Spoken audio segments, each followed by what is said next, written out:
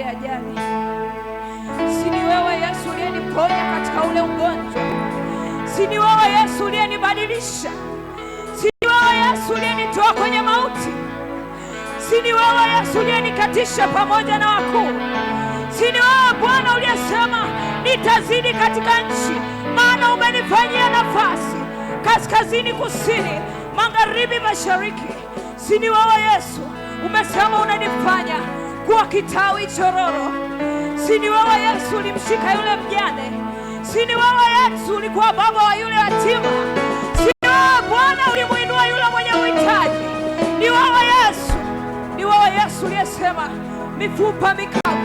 mifupa mikavu itaishi tena.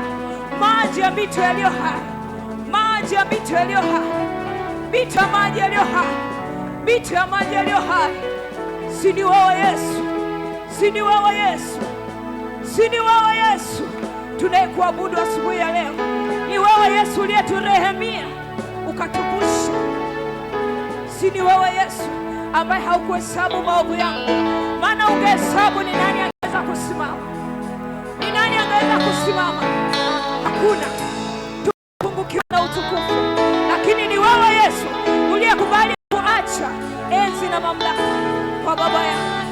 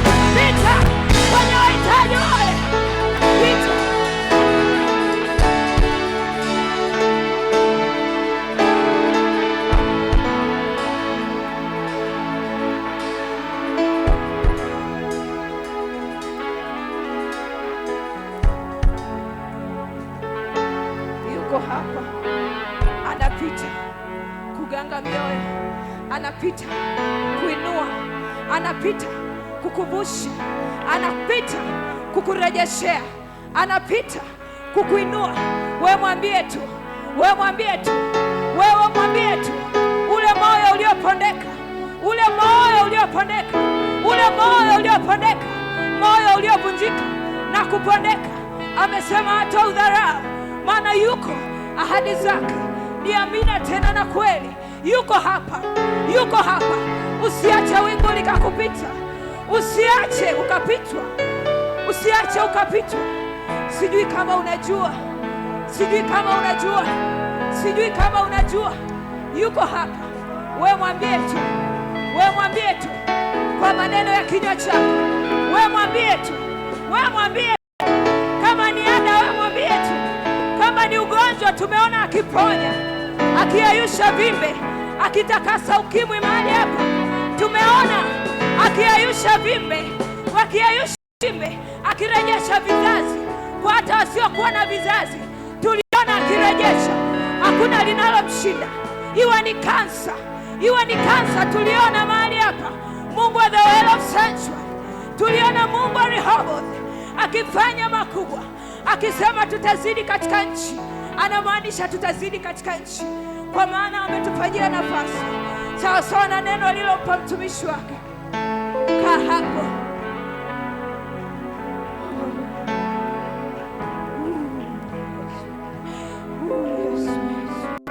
Yesu, Yesu, Yesu, Yesu, Yesu.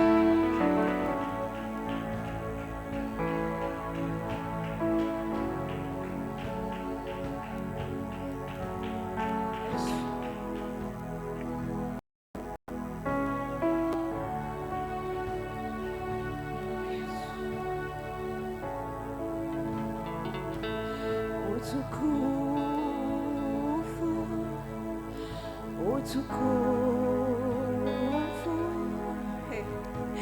kwa Mwana Kondoo, utukufu, utukufu kwa Mwana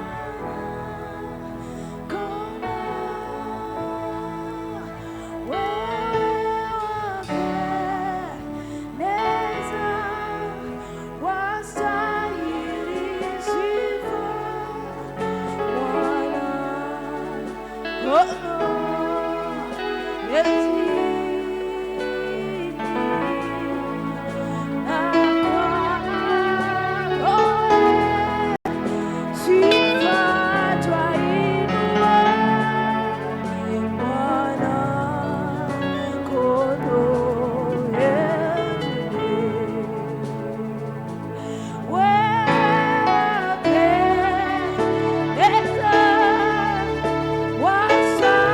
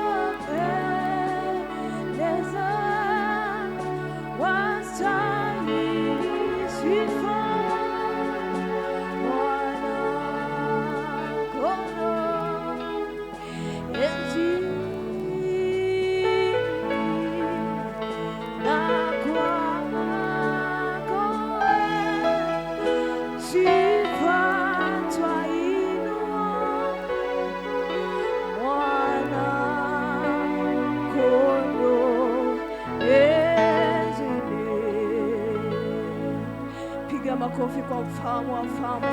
Mwinue Yesu pale ulipo. Mwinue Yesu pale ulipo. Mwinue maana anastahili. Mwinue maana anastahili.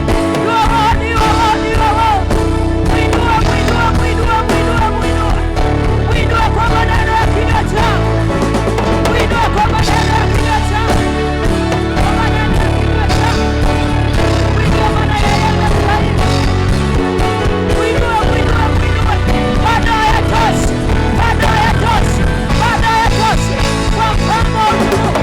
Bado hayatoshi. Thank you Jesus. Thank you Holy Spirit. Thank you angels of God. Thank you Holy Spirit. Asante kwa kuwa umefanya. Asante kwa kuwa umetenda.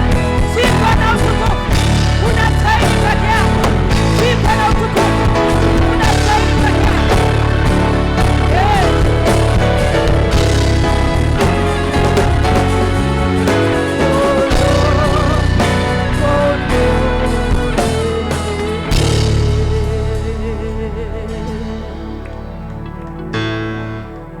Unaweza ukakaa katika uwepo wa Mungu kwa ajili ya kumtolea Mungu sadaka.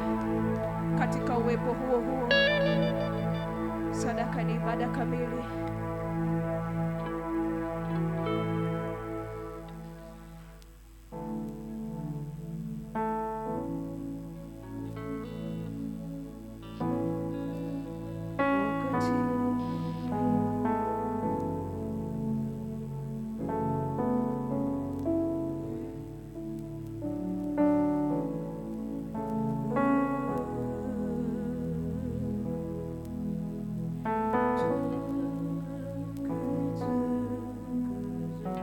Naomba tuombe kwa ajili ya matoleo.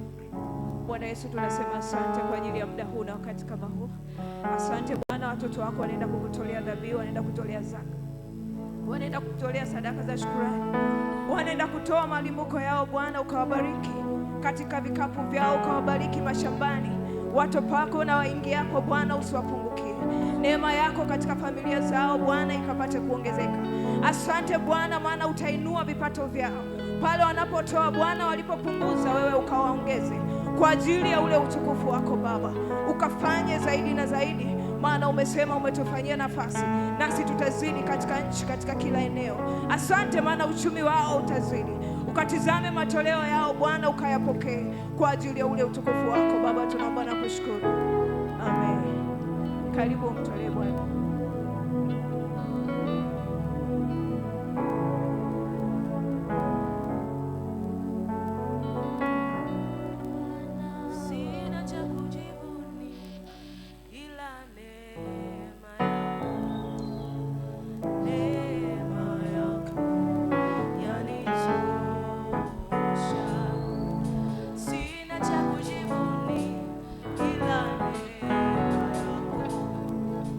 Yeah.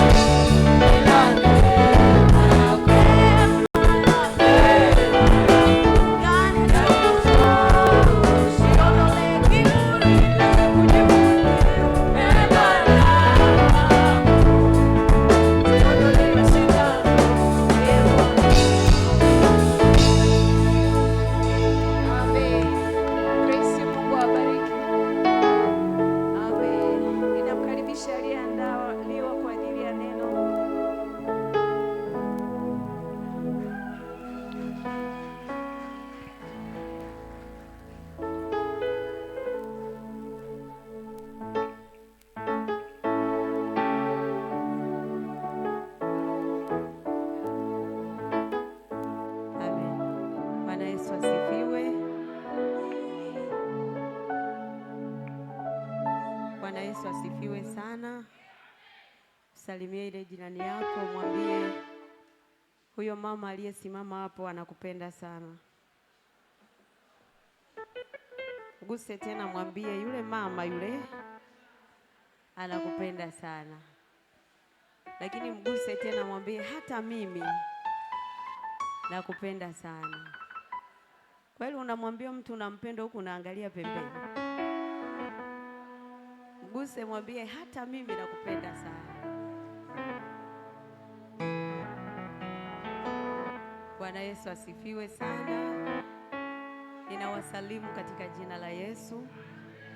Ninamshukuru Mungu aliyenipa kibali cha kusimama hapa mbele yako. Na ninamshukuru Mungu kwa kutupa baba mzuri anayejua vipawa na karama vilivyo ndani yetu. Nafikiri asingeninyoshea mkono basi yamkini labda ungekuwa wewe, lakini wewe siku nyingine utanyoshewa. Bwana asifiwe. Pia namshukuru Mungu kwa ajili ya viongozi wetu wa kanisa, wazee wa kanisa,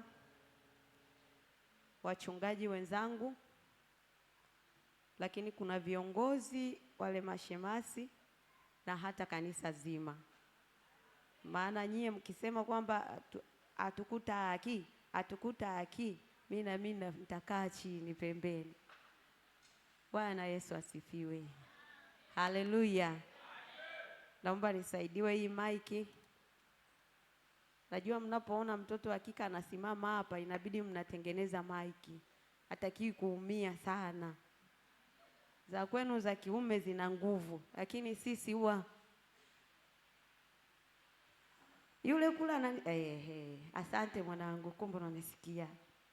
Majina yangu ninaitwa Veronica Audax. Ninawapenda sana na ndio maana nimesimama hapa. Lakini nipende tu kusema ninamshukuru Mungu kwa sababu au kwa ajili ya wanasifa na kuabudu. Mungu awabariki sana. Na hakika kwenye vyombo leo mko vizuri. Mungu awabariki sana. Hata kama unataka kupiga makofi, hata kama usipolazimishwa, Mungu akubariki tu. Nitafanyaje? Bwana Yesu asifiwe sana. Mungu awabariki. Kazi yenu si ndogo, lakini kuna jambo ambalo Mungu ameniambia nikiwa hapo, Roho Mtakatifu akaninong'oneza. Kuna watu hasa wale wanaohudumu, nakuta wengine ni watendakazi kama mimi, na wengine wanasimama kwenye upande wa mashemasi. Kwa mfano upande mwingine wengine wanahesabu, wanatusaidia kuhesabu matoleo yetu. Wengine ni wana maombi hapa, wanakesha. Jana nimemwona mwanangu akavaa koti akasema halitatosha, akaweka na shuka juu akashuka hapa. Unajua si rahisi. Si rahisi kwa sasa hivi, kuna baridi sana. Lakini mtu anakuja hivyo, anamwambia Bwana nakutaka sana. Wakati mwingine kwa hali hiyo huwa wanaona kama wanafanya kitu ambacho hakionekani. Na wakati mwingine huwa wanajisikia kukata tamaa. Usikate tamaa. Bwana asifiwe. Hata asipokuona mzee wa kanisa au mchungaji pale au makamu askofu, Mungu wa mbinguni anakuona sana. Bwana asifiwe. Ninapenda sana kufanya vitu ambavyo viko silini. Hiyo usiku wa manane, wewe wakati unakesha hapa, ndio maana Mungu akatupa tofauti.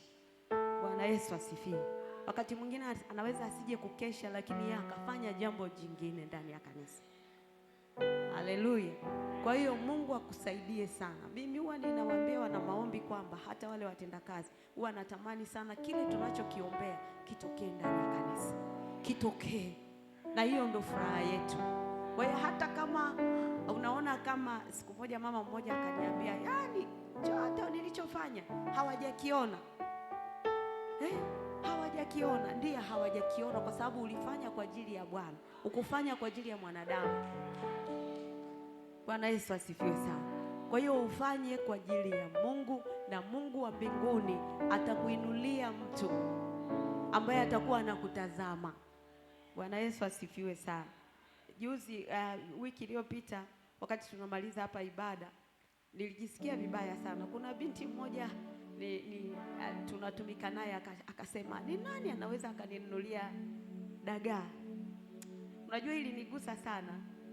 Baadaye namuuliza, ananiambia nimeshanunuliwa. Kwa hiyo kazi yako ni njema. Bwana asifiwe. Hauwezi kupiga kelele, lakini Mungu wa mbinguni atakuinulia mtu ambaye anasikia hata ile hali ya ndani. Na huyo akikuinulia mtu kama huyo, hauwezi, yani huwezi. Kuna mtu mmoja akikupigia simu, hata wewe huko hapo shahidi, akikupigia anasema, mbona kama hauko vizuri? Uliwahi kuona mtu kama huyo? Wengine wote umeongea nao tu vizuri, lakini kuna mtu anakwambia hauko vizuri. Bwana asifiwe. Hauko vizuri, maana nakujua wewe hauko vizuri. Ukipata mtu anakuuliza hivyo kwa wakati huu, mshukuru Mungu. Hata anayekuuliza tu, hivi unakulaga? Umekula? Angalau mshukuru Mungu. Haleluya. Mwingine anacheka. Kuulizwa tu umekula, hivi unaendeleaje? Hivi maisha yako yakoje? Kwa sasa unaendeleaje? Mshukuru Mungu. Kuna mtu mpaka akiulizwa hivyo anashtuka, hivi wewe ni mtu au malaika? Ni mtu yule, ni mtu. Mungu atainua mtu kwa ajili yako. Bwana Yesu asifiwe sana. Leo tutaenda kuangalia hasa kwenye kile kitabu cha Waefeso. Hivi nimejitambulisha afadhali. Kama hajaelewa huyo wa pembeni yako, msalimie afu mwambie unamfahamu yule, atakwambia. Mwambie tu jina. Sababu hata sijatamka la kinyumbani, nimetamka la huku mjini.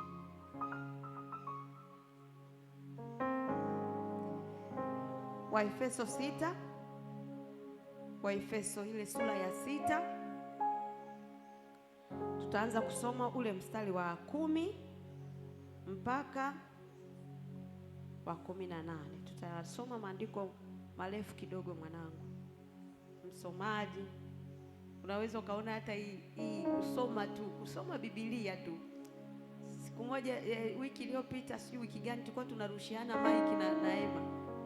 Kwa sababu napo ni kitu cha mtu, yani akisoma mtu anaelewa, afa anamsikia vizuri.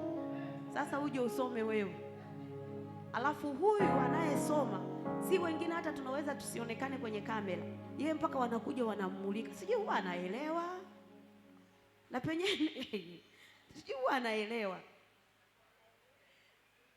Yani wewe kama uko sehemu, ikifika wakati wa ibada au wakati wa chochote, pengo lako likaonekana, mshukuru Mungu. Haleluya. Hivi yuko wapi huyu anayesoma? Tayari ana maiki yake. Hebu tusomee mwanangu. Waefeso sura ya 6 kuanzia mstari wa 10. Ndio. Soma tu taratibu. Mstari wa 10 hadi 18. Nitasoma kwa msaada wa Roho Mtakatifu. Amen. Inasema, hatimaye mzidi kuwa hodari katika Bwana na katika uweza wa nguvu zake. Vaeni silaha zote za Mungu mpate kuweza kuzipinga hila za shetani. Kwa maana kushindana kwetu sisi si juu ya damu na nyama, bali ni juu ya falme na mamlaka, juu ya wakuu wa giza hili, juu ya majeshi ya wapepo wabaya katika ulimwengu wa roho. Kwa sababu hiyo twaeni silaha zote za Mungu mpate kuweza kushindana siku ya uovu, na mkiisha kuyatimiza yote kusimama. Basi simameni hali mmejifunga kweli viunoni, na kuvaa dirii ya haki kifuani, na kufungiwa miguu tayari tupatao kwa ajili ya amani. Zaidi ya yote mkitwaa ngao ya imani, ambayo kwa hiyo mtaweza kuizima mishale yote yenye moto wa yule mwovu. Tena ipokeeni chapeo ya wokovu na upanga wa Roho ambao ni neno la Mungu, kwa silaha zote na maombi mkisali kila wakati katika Roho, mkikesha kwa jambo hilo na kudumu katika kuombea watakatifu wote. Amen. Bwana Yesu asifiwe sana. Haleluya. Somo letu, ninaomba Roho Mtakatifu anisaidie sana nisiende haraka haraka sana.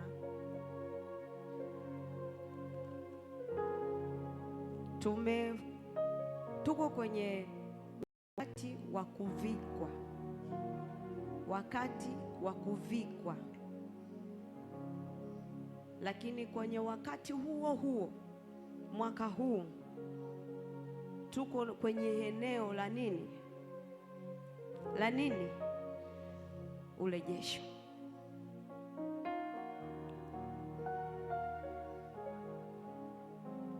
Kama tuko kwenye urejesho, manake kuna kile kitu ambacho unataka urejeshewe. Biblia inasema kama kilikuwa kimetoweka, manake labda nilinyang'anywa au nikapoteza, au natakiwa nikitafute, nimtafute Mungu ili anipe hicho kitu, manake kwamba ninatakiwa niwe na nguvu. Na kama inatakiwa niwe na nguvu, manake inatakiwa nivae silaha.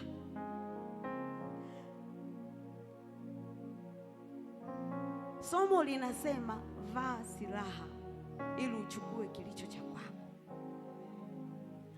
Vaa silaha, upambane, uchukue kilicho cha kwako.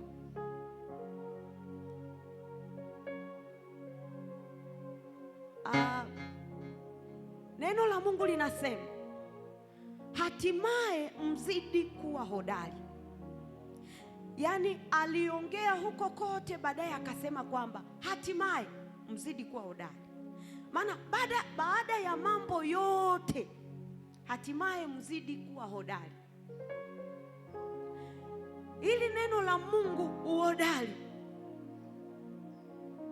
hakuna mtu yoyote anayeweza kuchukua chochote, kwa sababu ufalme wa Mungu unatekwa na wenye nguvu, na wenye nguvu ndo watakaofanyaje? Watakaoteka. Sasa kwenye Biblia ndo maana tunaambiwa kuwa hodari. Hakuna pahali popote, hata iwe jeshi, hata iwe nini, ambako wanapeleka watu vitani, yani wasiwaambie neno uhodari. Lazima uwe hodari. Anayetafutwa ni shujaa. Mara nyingi sana huko nyuma, kwa kweli mimi nilikuwa napenda movie za kupigana, kwa sababu nilikuwa mgomvi, nilikwambia. Kwa hiyo nilikuwa ninapenda sana, hasa Sterling anapotokea, watu wameisha choka, watu wameisha shindwa, afu Sterling anatokea pale, yaani naweza nikainuka hata kwenye kiti. Sasa ungecheka sangapi? Huwezi kuhubiri watu wamenuna kuanzia mwanzo. Bwana Yesu ase wamenuna, kile dha wamenuna. Kwa hiyo huyu Sterling, kwa sababu ni Mwokozi, watu wakimuona wanashangaa, hata adui mwenyewe akimuona anashtuka.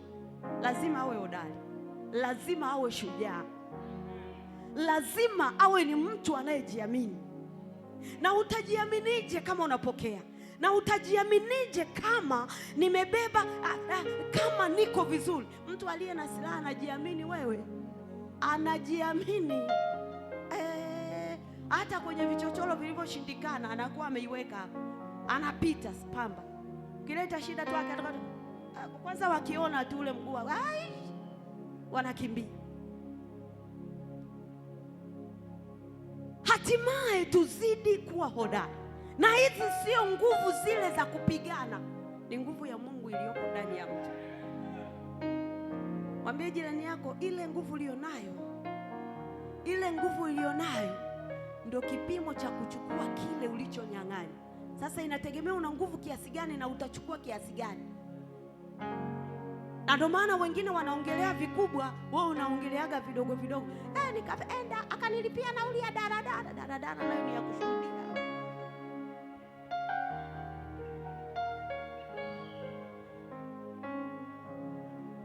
Wakati hapa katibu anasema Bwana ameutendea makubwa, wao unasemaga nauli za daradara shilingi 800.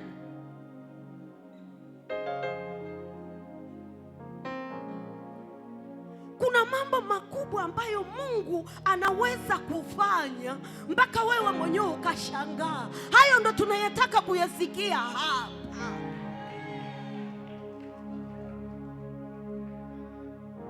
Ndo tunataka kusikia hapa. Ndio mnasemaga kila mtu ana viwango.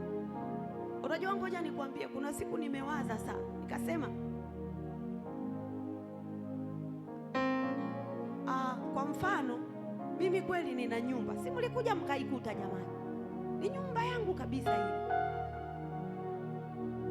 Sasa hapo ninawaza kujenga nini, nyumba nyingine ambayo inaitwa nini, yaani hii huwa tunaanza na kibanda alafu tunakuja sasa kwenye nini, kwenye nini, leo nimeleta bangaro. Hata kama lisipokuwa bangaro, lakini iwe ni nyumba inafanyaje?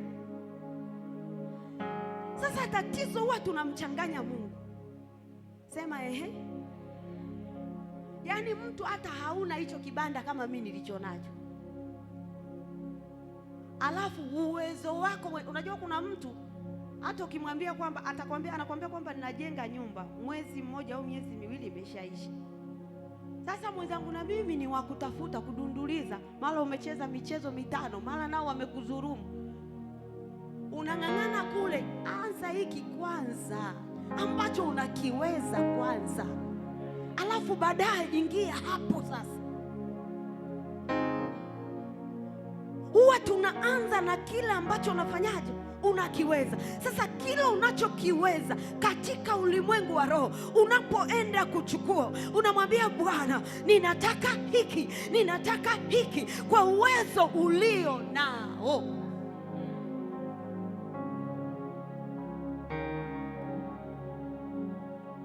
Haya maandiko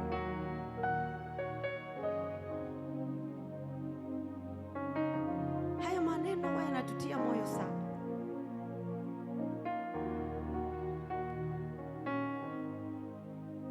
Na yanapotutia moyo ya kwamba hatimaye mpaka hapo tulipofikia, hatimaye mzidi kuwa hodari katika Bwana. Yaani tuzidi, tuendelee kuwa hodari. Ule uhodari wako, ile nguvu yako uliyo nayo isiishie hapo, bali ikaendelee.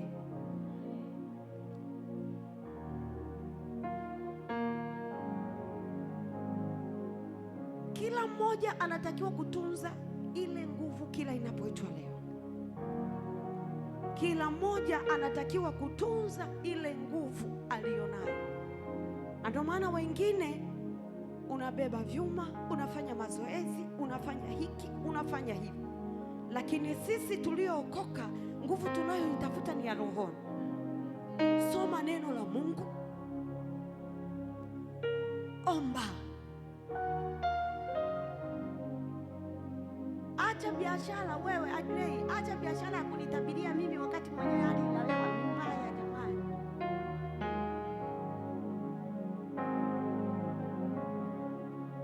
Unajua unaweza ukaingia, unajua kuna mwana maombi, kuna mtu anaomba, alafu kuna mwombezi, yule mwana maombi.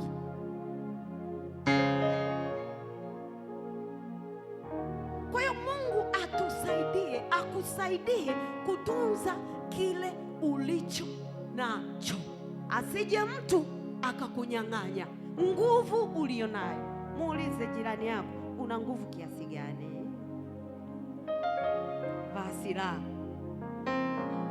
cha kwanza kabisa anasema kwamba kwenye ule mstari wa ngapi? Kwenye ule mstari wa 5 wa 37 wa 14 anasema hivi, nisomee huo mstari mwanangu. 14:6-14 inasema, basi simameni hali mmejifunga kweli viunoni. Hapo basi simameni hali mmejifunga kweli viunoni. Nguse mwenzako, mwambie kweli. Mtumishi Mtumishi wa Mungu, wewe unayeomba, wewe unayetaka kurejeshewa, iwe ni afya, iwe ni pesa, iwe ni chochote kile, iwe ni kwenye eneo la uchumi, lazima uwe mkweli. Mmejifunga kweli viunoni mwenu, manake ni mkanda. Sema kweli na kweli itakuweka huru.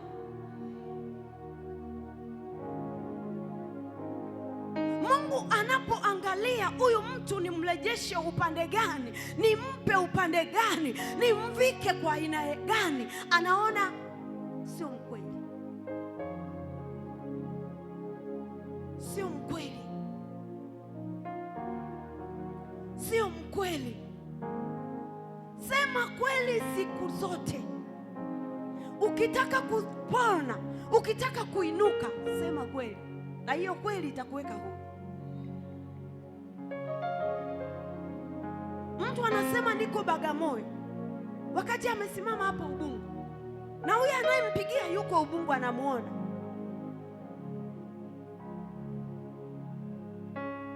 Kuna vitu ambavyo unaviona ni vidogo vidogo sana wana, lakini vinakukosesha mambo mengi. Hivi kwa mfano nikikwambia niko Ubungo, kuna shida gani? Bwana Yesu asifiwe. Nikikwambia niko Ubungo, kuna shida gani wakati niko Ubungo baba? Dakika 2 wakati ni masaa mawili, dakika 2 tu niko hapo, dakika 2 tu au nusu dakika tu, masaa hayo dakika 0 tu, yani 0 tu dogo, niko hapo. Oya mshikaji, sema nini? Mimi robo 0 niko hapo. Ngoja nikwambie, hata kwenye eneo la usimati hauko sawa, kwenye muda. So useme ukweli. Siku moja nilikuwa naangalia kwenye simu, mama amesema kwamba anaenda kumwona daktari. Baadaye mume wake ametoka na watoto wake 3, pengine amebeba huku, wengine huku, anamuona kwenye gazi, anakuja, huyu si ndo katuambia anaenda kwa daktari huyu? Mama anafunika uso hivi. Unajua, unaposema kweli inakuweka huru, lakini unaposema uongo, yani lazima tu utaona aibu. Kuna vitu vingine unavihitaji, lakini utaona aibu kabisa. Unaona aibu. Sasa kwa nini nijihukumu? Kwa nini nikae kujihukumu kila wakati? Sema kweli, hiyo kweli itakuweka huru. Hiyo kweli itakuweka huru. Kweli huwa inamweka mtu huru kabisa, anakuwa huru. Bwana Yesu asifiwe sana. Kwenye Mathayo pale, hatutasoma, weka hapo sura ile ya 5 mstari wa 37, maneno ya Mungu yako pale. Kama ni ndio, sema ndio. Kama ni hapana, sema hapana. Kama ni yeye unamuoa, basi sema ni yeye. Kama ni kweli utatoa, basi sema ndio. Kama ni hapana, sema hapana, kwani watakuua.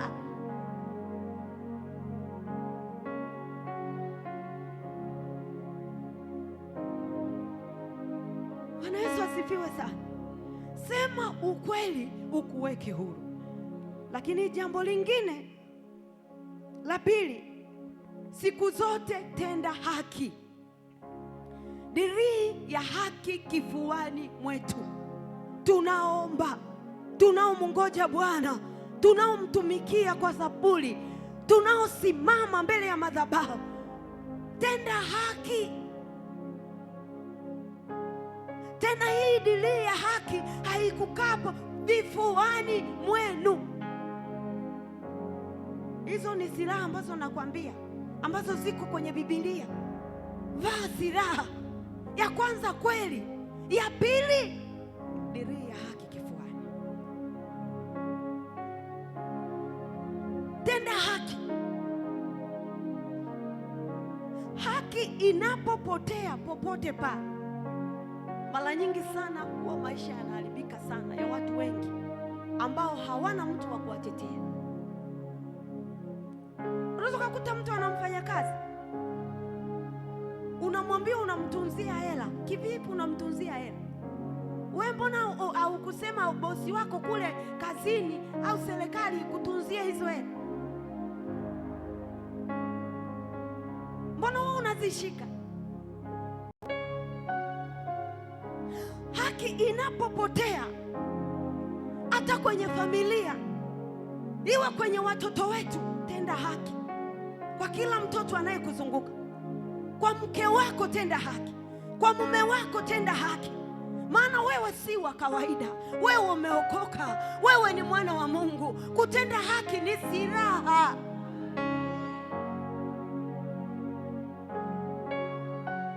Haki yetu isipozidi ya Mafarisayo ni shida. Iwe ni kwenye nchi yetu, isipotendeka haki, mara nyingi sana watu huwa wanalia, wale wa chini wasiokuwa na watetezi.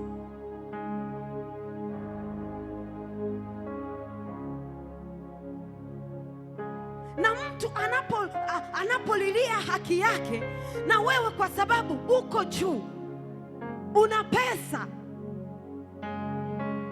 mara nyingi huwa anaonekana kama ni msumbufu fulani. Hivi ni nani anakuambia ni msumbufu? Kwa nini umfanyishe mtu kazi na usimpe kitu chochote? Kwa nini usimlipe ujira wake, na wakati ulisema ile ni haki yake? Ni haki ya baba kutunza watoto wake, ni haki ya mama. Ile ni haki ya watoto jamani, ni haki yao. Wavae, wale, washibe, walale pazuri, ni haki yao. Baba yetu anasema mara nyingi sana masuala ya ndoa. Hakika kwa kweli ni haki ya mwanaume kumtunza nani? Lakini kwa sasa hivi hali ni ya hewa ni mbaya.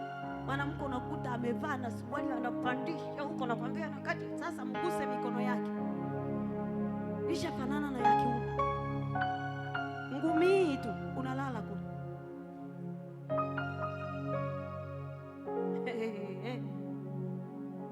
Tenda haki.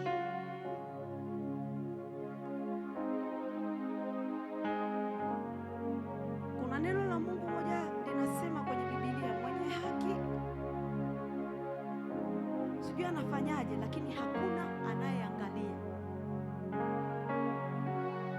Sio hivyo, mwenye haki yangu ataishi kwa imani, lakini lipo linalosema kwamba mwenye haki anaangamia, lakini hakuna asemaye.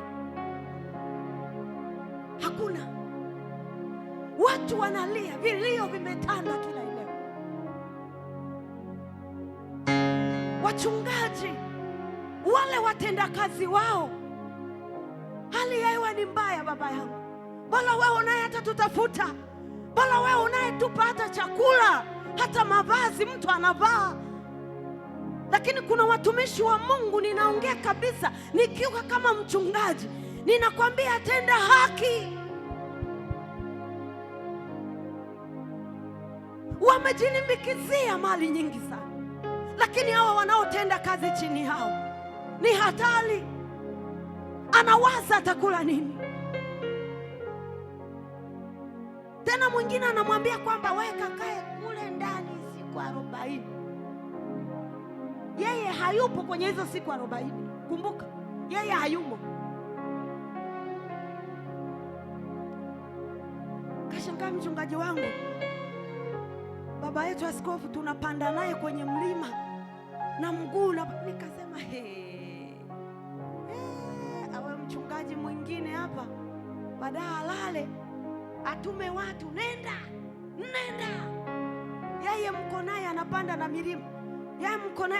na milima, na nyie mnamuona mnaomba. Nikawaza labda atakuwa na mahali pake pasili, hamna, yuko kwenye kiema pa.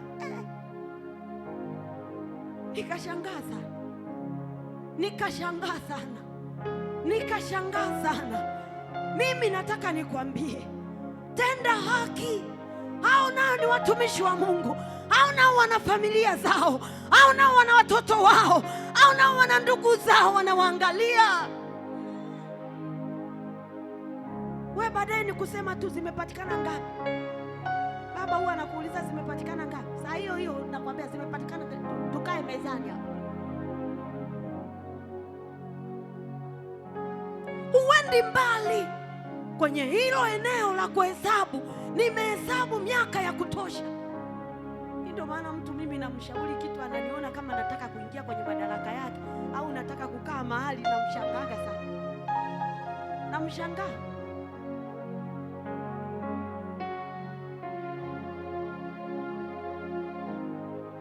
Ukimaliza uendi, iwe saa 3 iwe saa 4, umekaa pale ofisini hema, umekaa pale unasubiri baba aje, umeweka pale marundo. Ni ngapi? Aleta napewa 2000, unaenda nyumbani ya nauli, upande boda boda.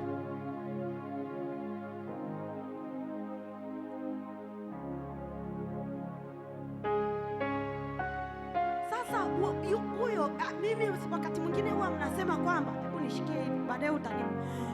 Huyo mnasema kwamba yeye na wale watu wanaotumikisha watu kimsukule ni yupi mzuri? Mara yule ni halali yake. Sasa wewe mtenda kazi anastahili nini cha kwake? Mtanielewa tu. Usimfanyishe mtu kazi na faida unaiona, alafu usimpe cha kwake.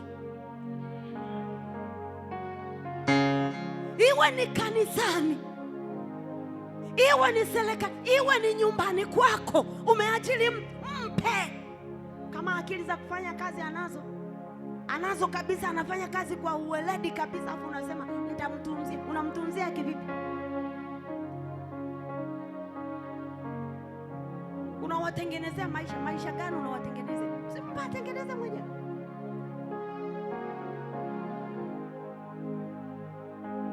Tenda haki. Haleluya. Tenda haki. Mimi wanashangaa, ni wewe uliyenichagua, ni wewe ukaniambia mimi ndo mlembo, ni wewe ukasema kuliko wote, ni wewe uliyetamka, sio mimi, sio yeye. Sasa kwa nini usimpe haki yake? Ni huyu ndo aliyetamka, ni wewe. Katika wadada wote ndo yeye tu. Ukitembea, ukiongea, ukifanyaje, ni wewe tu. Lakini sasa hivi, yaani kuna mimi jamani, naombeni mnisaidie. Kuna wanaume wengine chochote anachoambiwa kuhusu familia yake anaona karaha, anaona kama anasumbuliwa, anaona kama huyu mwanamke ana matatizo, anaona kama ni shida. Na vijana wengine sema na wenyewe wameanza kuiga baba zao.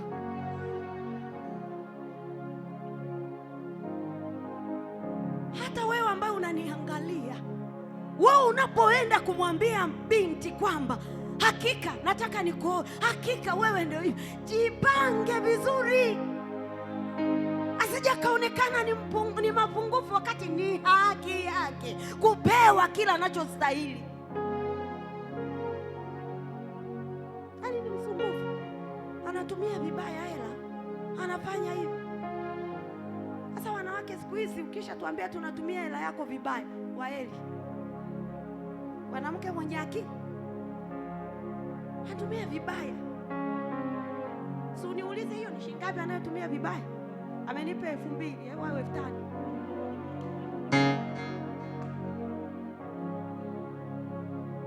Unafikiri basi anatoa hela nyingi? Akikupa 15, alafu kesho umwambie sijui kuna jamani, hii nyumba mtaniua jamani, mwe mnanihurumia, mtaniua.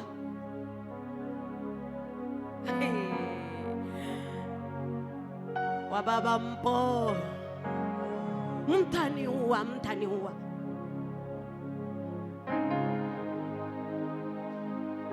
Hivi kuna mwanamke yuko hapa, yuko vizuri kweli? Mimi huwa nasema hili jambo, hata wewe ambao unaangalia huko nje, kama wewe wa kwako bado anatoa anaiweka hapo hela matumizi hii hapo ya kutosha, ya kueleweka, mwambie Mungu asante tu. Hata hapo uliposema tu Mungu asante, sema asante mwanangu, sema asante.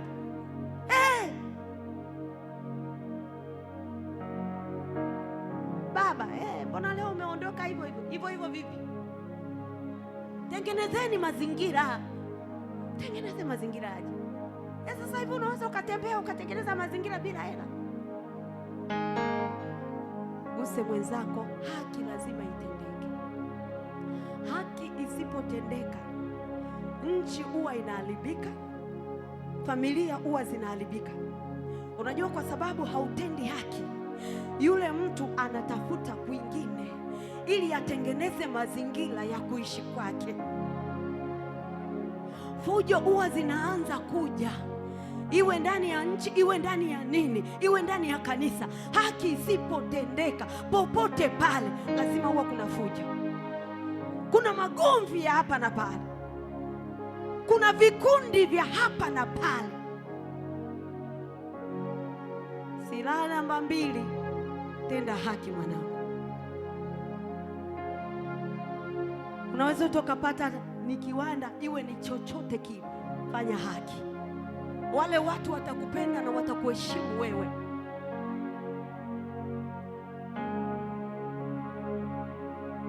Mimi naonaga, hebu vijana 3 waja, hata 4 vijana, kama hamna wazee inukeni. Unaona hawa wako, tuko kwenye mstari, hebu angalia kule, tuko kwenye mstari, labda ndo tunaenda kumuona nani? Tunaenda kumuona iwe ni askofu, labda nani? Unashangaa huyu anasogezwa nyuma, mkuu. Huyo mkuu katoka wapi tena? Kwa sababu amevaa koti? Kwa sababu huyu amevaa hivi? Au kwa sababu huyu ni mwembamba? Anajua kabisa kwenye suti hapa siwezi kuikosa 200,000 hapa au 500,000 hapa. Kwa hiyo huyu mkuu, yani unapewa na kiti kabisa, unapewa mkuu. Unajua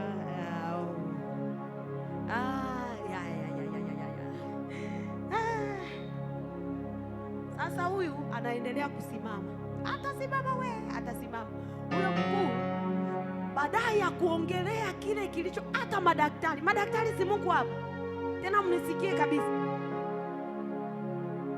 Yani anaacha kuongelea au kumutibu sasa, ili angalie kilicho ndani. Anaanza kuongelea na mambo ya elimu, anaanza kuongea na mambo ya nini, hata mpira. Yani jana Yanga. Hawa watu wetu bwana, yani wewe ndio unaongea na mkuu sasa, huko wenzako wamesimama kumbuka. Hata wewe tu kusema kwamba kuna watu nimewaacha kule, hata jamani, hata makanisani, hebu angalieni sana, wote tunakuwa tunataka kumuona nani? Baba yetu, tunataka kumpa mkono, tunataka kumsalimia, lakini wakati mwingine wewe umeenda umeng'ang'ania pale pale, wakati unaona hapa kuna watu wengine umekang'ania pale pale. Hapo mmenielewa, nilikuwa na maanisha hivi, mwende mkaka. Wote tuna haki ya kumsalimia baba yetu. Unapomsalimia Asagwile, achilia huo mkono na wengine wamsalimie.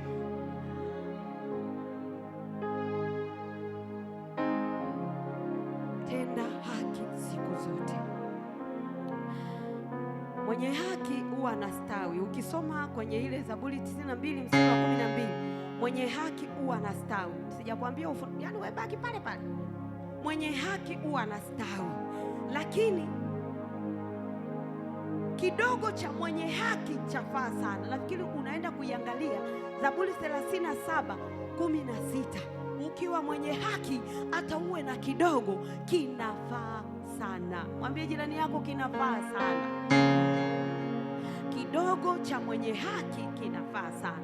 Lakini nilitamani sana tusome huu mstari Mithali 12:26, hata kiongozi kama anataka awe mzuri lazima atende haki, lazima atende haki.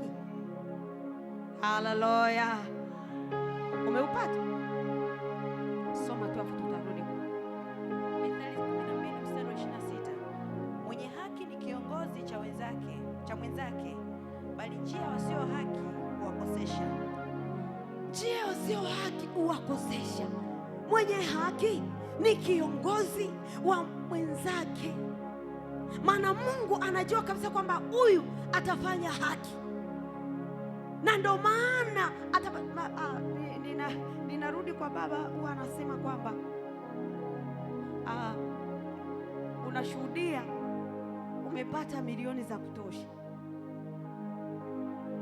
makamu umepata 200, umepata 6, hata 10, unaacha hata kumwambia Veronica, Mungu akubariki, ubarikiwe mwanangu, hata ka 10,000 unakuja hapo sasa, Bwana asifiwe, upande Bwana asifiwe, lakini nimemuona Bwana.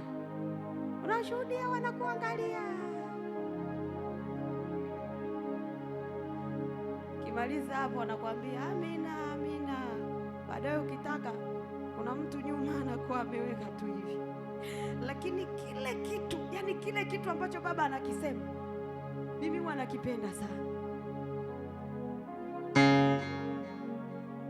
Kule Chanika kuna mama mmoja, ni kama watatu. Hawa mama wamezaa walifariki, mwingine alipohamia tu miaka akafariki.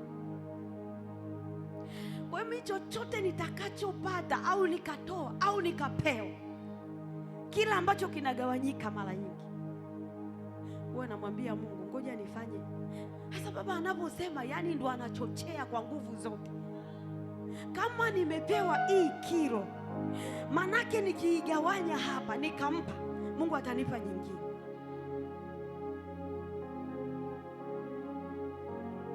Haleluya! Tenda haki. Lakini jambo lingine,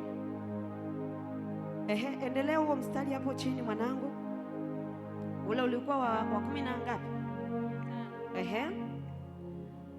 Na kufungiwa miguu tayari tupatao kwa injili ya amani. Injili, utayari. Nguse jirani yako, jambo lingine ni utayari. Mwambie utayari, utayari wa kutumika, utayari wa kwenda kuhubiri. Hauwezi kuhubiri utafanya chochote kile, utayari. Ila kweli kabisa, watu wengi sasa hivi ni wazito sana kwenye mambo ya Mungu, wamekuwa wazito sana, na wengine mnasingizia, mnasema bwana, wachungaji nao siku hizi wanatuchanganya. Unajichanganya mwenyewe.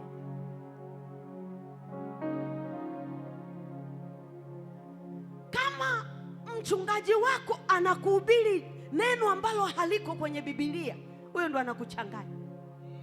Lakini kama anaihubiri Injili, anahubiri Biblia, huyo ndo mchungaji. Sasa hivi mchungaji gani anakwambia ukipata ugawane na wenzako, baadaye akwambie lete? Kuna wengine wale lete.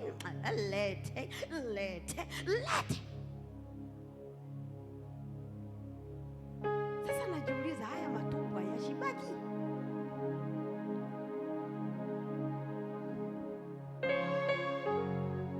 Kuna wengine ni makamu maaskofu wa dini moja, hata sitaki kuitaja.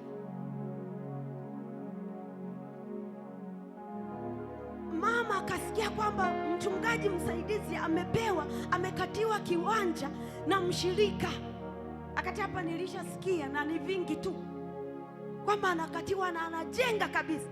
Nikasema mmebarikiwa kupata mchungaji wa hivi. Yule mshirika akatengwa, akaambiwa unakata kiwanja unampa mshirika wakati niko hapa. Sio mchungaji wa kawaida kama mimi. Huyo ni askofu. kile kiwanja mpaka yule baba ili akubali uendelee kusali pale. Mimi nikasema mimi si ningeondoka, si kiwanja ni cha kwangu. Yule baba akasema sasa ni cha kwangu, basi nirudishieni mimi. Mama ameenda pale amejifunga ile nani, anasema haiwezekani.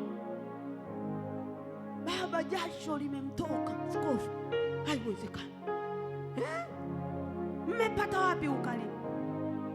We namba yangu unaweza ukaichukua. Hata wakati nakuja hapa kuhudumu na kuondoka, watu walikuwa wanachukua namba zangu, tunaomba nao. Lakini kwingine huwezi ukaruhusiwa, umechukuaje namba yake? Ya nini? Tena ngoja nikwambie, mimi kwa yule mshirika anayetoa mafungu mazuri, ila Mungu atusaidie. Ninakufundisha kitu. Yaani unaweza ukasema kwamba kwa sababu niko hapa na baba ndio maana namsemea vizuri. Ninasema hiki kitu hata kama wanaonisikiliza na kuniangalia wanielewe.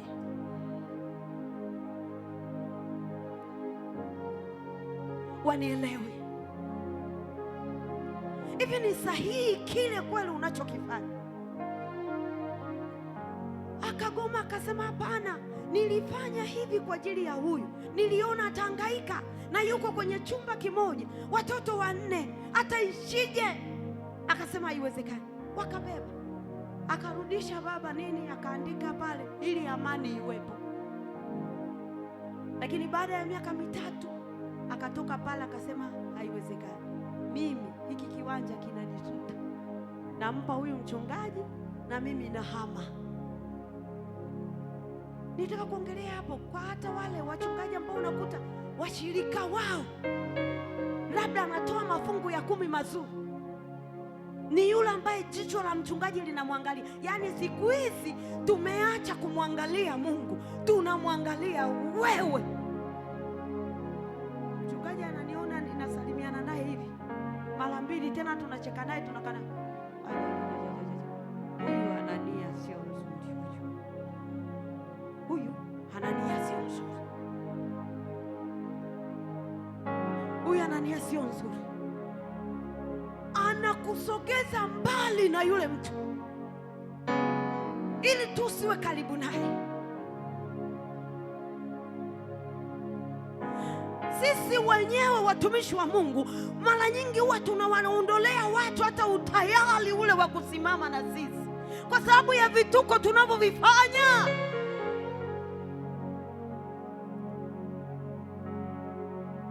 Tunamwangalia Mungu ndo anayetoa. Hata ningesalimiana na nani, hata ningegusana na nani, kama ana nia ya kumtolea Mungu, kama ana nia ya kusimama, atasimama tu. Unafanya kwa ajili ya Mungu.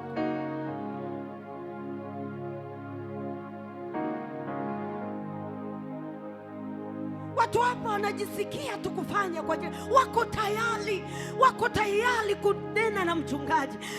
Nikakumbuka pale kwenye kitabu kile, wakati Musa alipochoka, wakati wako vitani, mikono ikachoka, Israeli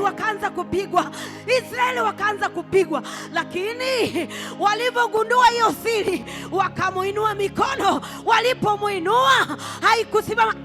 Watu wako tayari kumuinua mchungaji. Unajua kuna moyo ambao unaweza kumgusa Mungu, lakini kuna moyo unaweza kumgusa mchungaji. Hivi kumbuki yule mama. Hivi yale mafuta wakakwambia kwamba yangeweza kuuzwa yale mafuta, hata wale wakapewa masikini, manake yalikuwa ya bei kubwa sana. Yale mafuta ambayo yule mama alimwagia Yesu miguuni akaanza kumfuta. Unajua aliugusa moyo wa Yesu sana. Kwa kuna kuugusa, na wakati unaugusa moyo wa baba yako mara nyingi sana kumbe huwa kuna wale. Sasa mchungaji jamani, ana kila kitu. Kwa nini tusifanye hata kwa ajili ya yatima na wajane?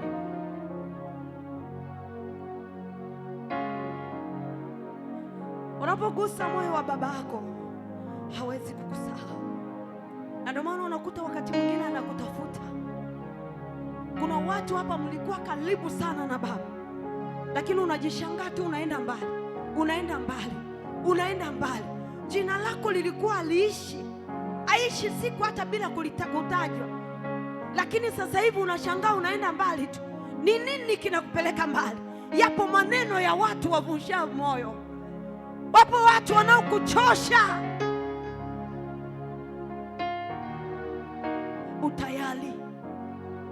Utayari. Unaweza ukaona kwamba ni usumbufu, lakini kumbe Mungu anatafuta yule aliye tayari kupitia baba yako, kupitia baba yako.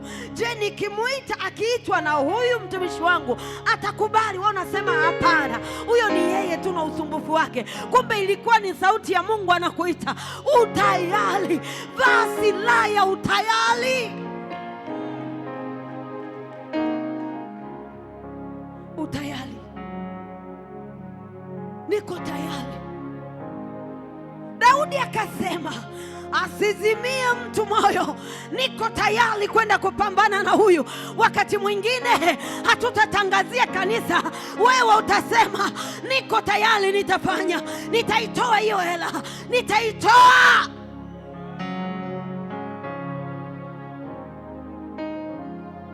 Sio mpaka yule anayepika sijui hivi, yeye atafanya kwa wakati wake.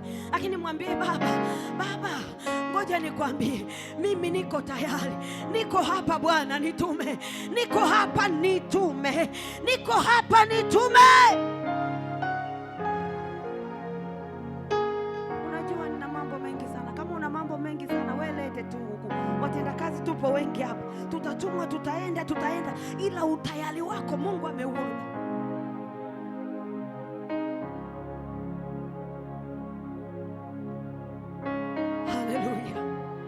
Niko tayari. Unajua kuna wakati huwa nikikaa na baba, huwa ninauona tu moyo wake na usikia. Unapoongelea watenda kazi, unapoongelea kanisa, yani ni kana kwamba anatamani kufanya kitu kwa ajili ya Bwana, kufanya watu wawe karibu, ili anaposema fulani, yani uwe hapa, anatamani labda kungekuwa hata na nyumba. Unajua mwanzoni kabisa nilipomkuta Apostoli yupo kule inaitwa nini? Kwani kwa Kiswahili ni nini? Chumba cha maombi. Haya, chumba cha juu hapa. Sasa na nyewe nao mwe mnahitaji hiyo hapo. Vizuri jamani.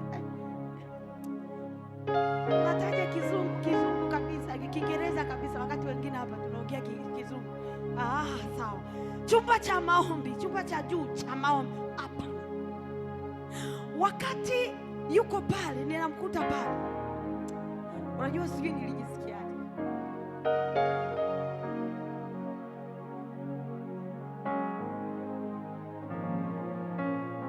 Anapotoka kule, anakuja na kusa watu wanapokea, watu wanainuliwa. Lakini kuna mtu mmoja tu anaweza akatoka akasema, nitajenga hicho chumba cha maombi kizuri kabisa kwa ajili ya watumishi wangu. Kuna mtu huwezi kuomba, lakini kwa ajili ya hawa watu wanaokuja hapa, wanamlilia Mungu siku na mchana, biashara yako inainuka, watu wanainuliwa.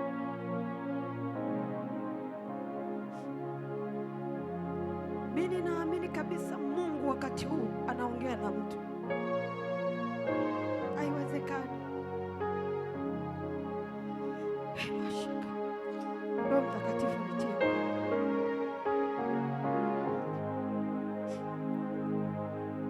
Nilikaa kule siku moja,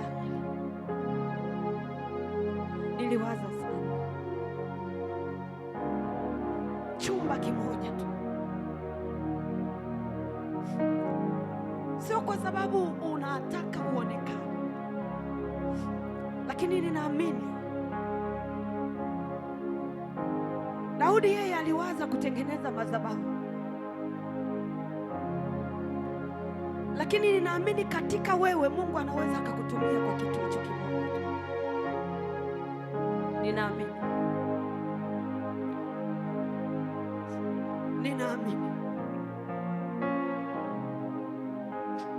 usitamani sana mtu anayekuwekea mikono, anayekuinua mbele za Mungu,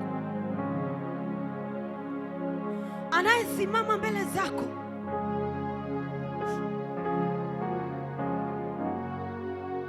Ule wakati anaotoka, hata wakati wote tu Mungu atuwezeshe atoke kwenye mahali pale, atoke kwenye mahali kama pale. Ni kweli inawezekana, ni kweli ni kujishusha, lakini Mungu atusaidie. Huwa ninatamani sana ninapomwona baba anaongea vile, ninatamani sana. Kuna kipindi nilienda mahali nikakuta mchungaji analala. Napenda sana injili za vijijini. Nyumba inamwagika, imetoboka, washirika nao wachache, lakini na wenyewe nikasema Mungu, mimi ndo nimeona. Nilikuwa na suti kama 5 ama sio 6 ambazo nililetewa kutoka Marekani. Nikasema yoyote nitakaye mwendea kununua hizi nguo anunue kwa bei inayoeleweka. Nikaenda Rutherland hapa Magomeni pale, nikamshirikisha binti mmoja, akasema likapata kibali sana. Ziliuzwa ni 5, ilipatikana milioni 10 na yule mchungaji akajengewa. Sikuwa na pesa kwa kipindi hicho, akajengewa na ofisi. Sikuwa na pesa, lakini kuwa na kitu. Ndiyo sina pesa kwa wakati, ndiyo sina dhahabu, lakini ninacho kitu. Tutavua mapambo yetu, tutayaleta kwako Yesu. Tutanyenyekea mbele zako ili watumishi wako wakae mahali salama. Wakati wanaomba, uwepo wako ushuke, nguvu yako ishuke, na ikishuka ifanye kazi ndani yetu. Mafuta hayo yatafanya kazi hapa tu, lakini baadaye ni nguvu.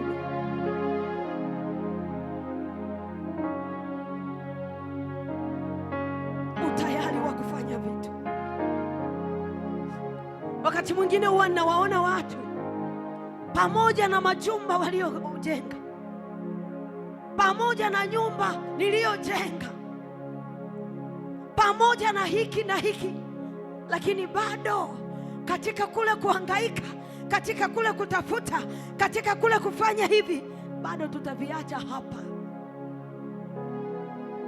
bado tutaviacha. Tengeneza tu maisha, jenga tu maisha, jenga tu, lakini mkumbuke Mungu. Mkumbuke Mungu kwa ukubwa, mkumbuke Mungu kwa ukubwa. Mungu anapokupa sehemu yoyote ile, anapokujenga kiuchumi, si kwa ajili yako tu, ni kwa ajili ya watu wengine. Mimi ninalisema na huwa nasema mbele za Mungu, aliyefanya nikasimama tena, ambao unaniona hapa, ni Pastor Lima.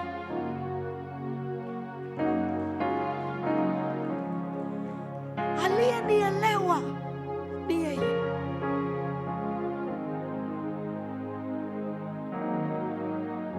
Niliona wokovu ni wa kazi gani. Mtu kwa nini ananiuliza naendeleaje? Kwa ajili tu ya kunicho, yani ni kama anatafuta ajue tunaendelea.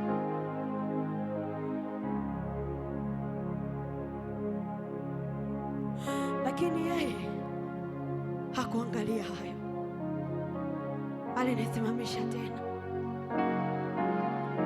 Una mahali pa kusimamisha kitu, una mahali pa kusimamisha kitu. Hili kanisa, niliwaambia siku moja wanawake kwamba hii ni familia, ni kanisa lakini ni familia. Lazima ujue moyo wa mwenzako, lazima ujue moyo wa baba yako unataka nini. Lazima ujue. Baba leo amechukia, je, baba anawaza hivi, kwa nini hiki? Lazima ujue, lazima ujue Mungu anataka nini kwako.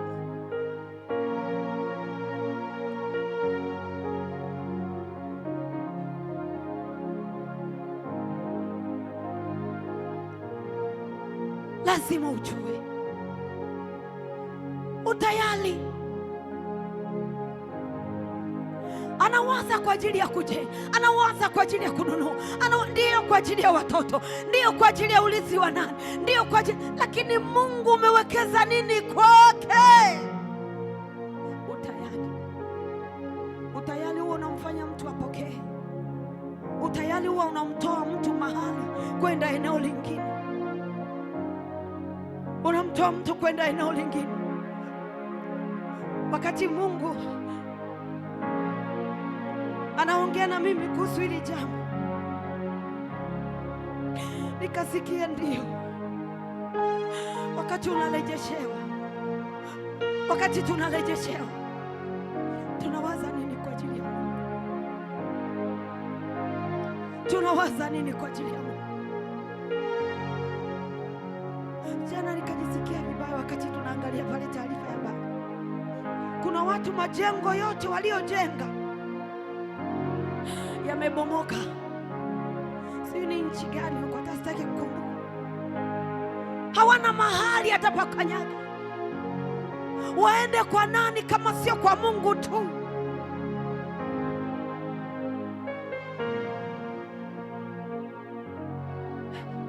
Simama kwa miguu yako.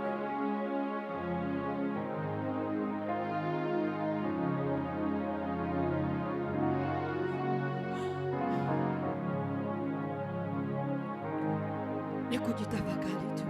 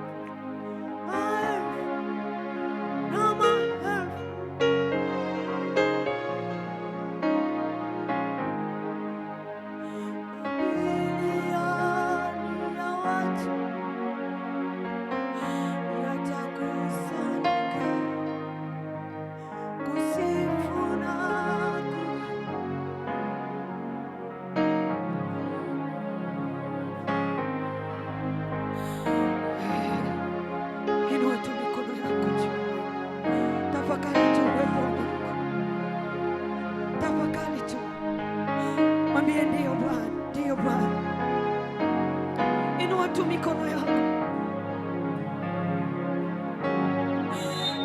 inua tu mikono yako.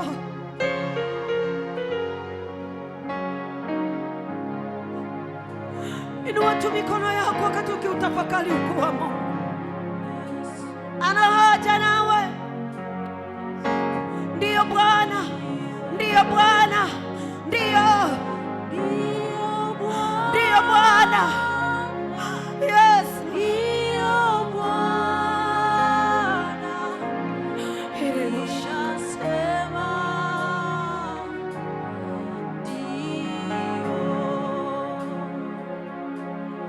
ndiyo Bwana.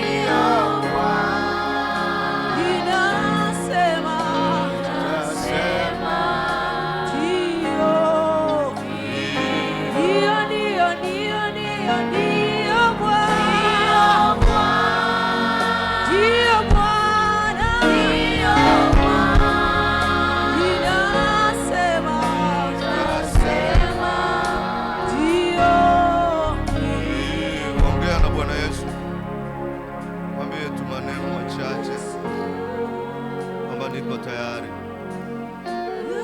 kushika yote niliyoyasikia kwako kupitia kinywa cha mtumishi wako, maana hayo ni maneno yako. Mwambie tu niko tayari, nisaidie kutokuwa na utayari, nisaidie niweze kutenda haki, nisaidie niweze kufanya kweli kwenye maisha yangu. Baba, nisaidie na kutokuamini kwangu, niwezeshe nifanye upya. Niko tayari Baba, tuko tayari kama kanisa la mahali pamoja, tuko tayari kama kanisa la Tanzania, tuko tayari kama kanisa la Afrika, tuko tayari kama kanisa la Asia na kule Ulaya na Amerika pia.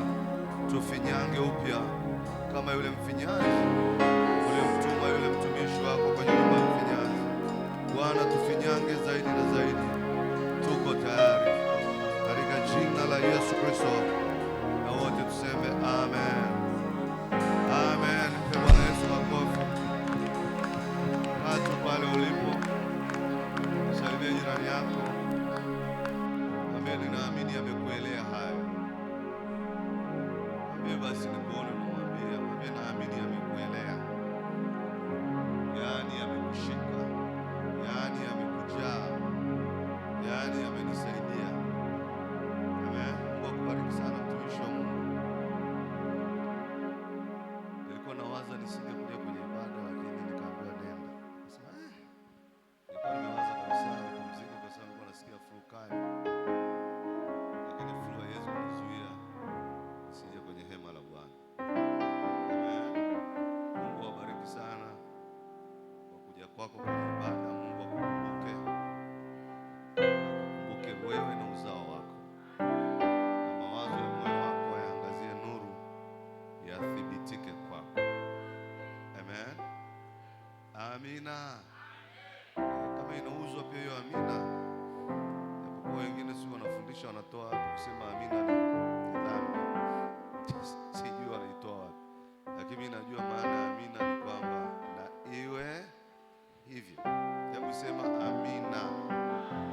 Sema na iwe hivyo kwangu, na iwe hivyo kwetu. Kwanza nianze kwa kuwashukuru jinsi ambavyo kanisa mlijitoa kwa ndugu yetu aliyefiwa na mume wake, na bado mtajitoa. Amen. Kwa kweli ilikuwa ni sio kawaida, ni Mungu alituwezesha, na ndio maana ya kanisa. Kanisa ni zaidi ya ibada. Amen. Ni zaidi ya ibada, kukutana mahali pamoja. Nimtia moyo yule mama